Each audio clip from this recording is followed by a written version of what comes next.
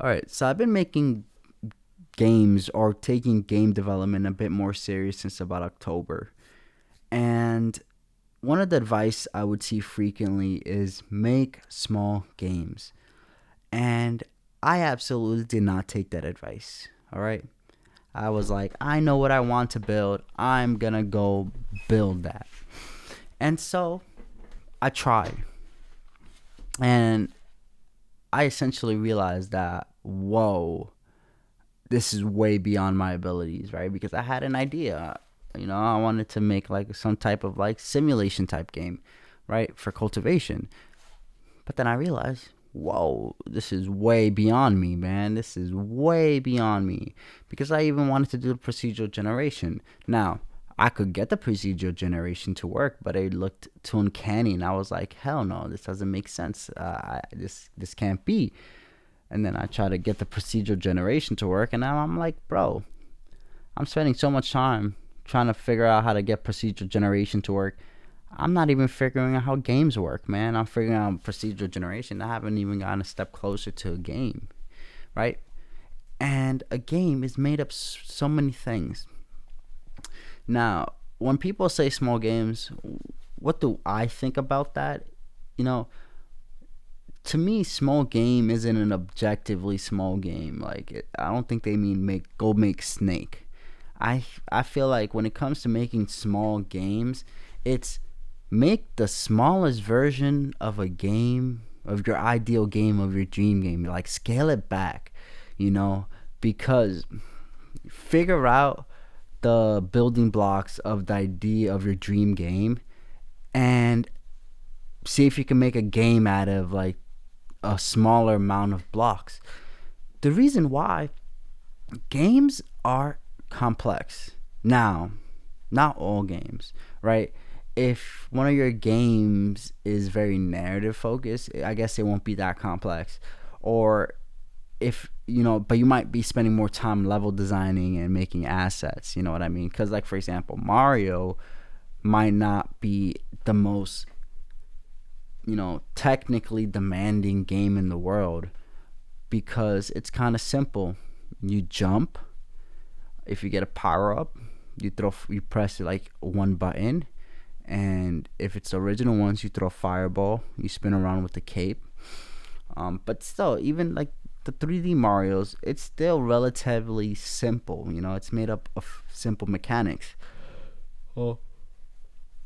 The real struggle is level design and getting that level design interesting and perfect and getting the experience perfect, which still is like a struggle in of itself. you know for whatever reason, I wanted to make an RPG, and then we're in a simulation. I had to scale it back, but guess what though? I was like, bro, this shit too hard. An RPG, like an RPG first game for me. I started struggling because I said, this is too complex for me, man. There's too many moving parts. I'm struggling to understand what I'm doing. Not even necessary from like AI wrote stuff for me. Just from like, I just can't. It's too much, man. Like I was like, bro, this is too much, right? There's too much stuff that is not visual, that is happening behind the scenes. Because, bro, you make a combat system. All right, I wanted to do tactical RPG. Well, now there's a tactical grid and shit. Oh, then now there's enemy behavior because you have to take into account the grid, the strategizing. Oh, status effects, the interactions. There's different types of damage, right? There's critical hits. Oh, what if they have like defensive stats? Oh, what if there's items not like, oh, but I wanted an elemental system. You know what I mean? Like fire, ice, water. You know what I mean? Electricity. Oh shit! Now we have all these other things. Meanwhile, I had to sit down because I was like, oh, the best option would be an anti-component system. Well, I'm still figuring out how the fuck that shit works, right? Like, really trying to understand it.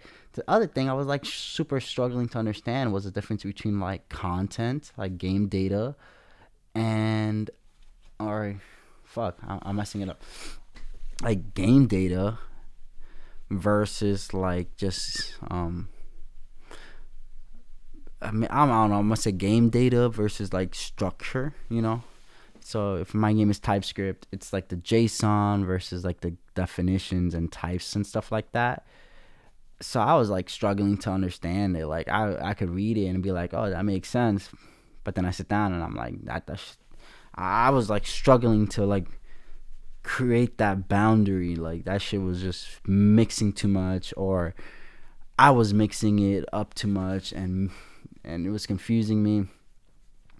But what I'm trying to get at though is like the reason I think small games is really important, because if you know it's also an opinion, bro. Like for example, I wanted to do like a Pokemon game, and I started going and building the Pokemon game because I was like, yeah, Pokemon's pretty simple.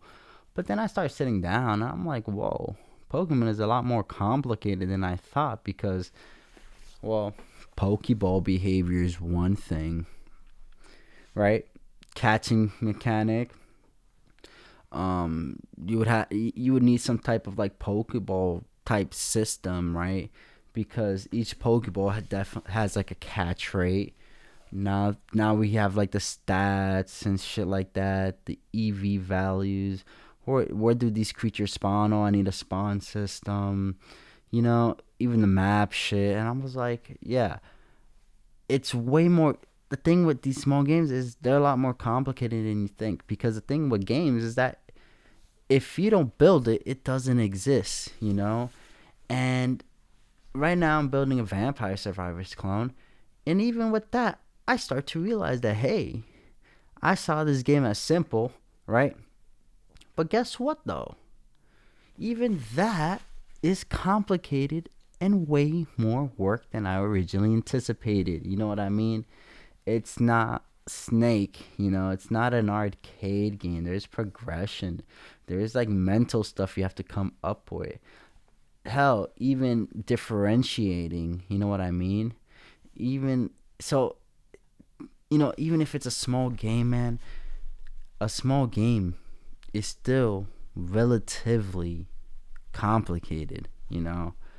And I think that's the another important thing is that if you never, I think a lot of people could relate with this, is that if you never finish a project, you don't understand what done really is, what done even feels like. The larger the project, one, you're going to have less experience with the feeling of done. And two, right? If you never experienced done and the project is large, when the hell does done even arrive, bro? Like, when does the. That's why there's people with 2, 3, 4, 5 years making a game, and then some of them just stop, you know? Because the thing is, you start building and then you start getting distracted. I mean, I get distracted. I start going on side quests, and now the scope is creeping up, and now we're deviating. It's cool though, it's fun, but it doesn't get us any closer to done. And I think that's another reason why small games, as in that are also like a finished product for you that you will rep. And the other benefit of a small game though is that, one, you get done, and two, you get to test out your ideas, man. That's another thing. It's like prototyping is so important, you know. And what if your ideas suck? You won't know. So I don't know, man. I'm just chatting, but small games is probably one of the most important advice out there. Small games you complete. You know, if you can start with smaller arcade games and put your own twist on it, great. But it's super important to get and arrive at a finished product or a finished game, just so you can understand what that means, right? Because that is tough, man. That is tough. And part of it, though, is also scary, though.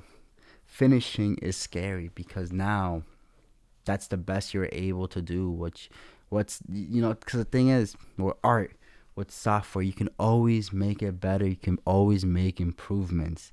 That's scary though. And guess what?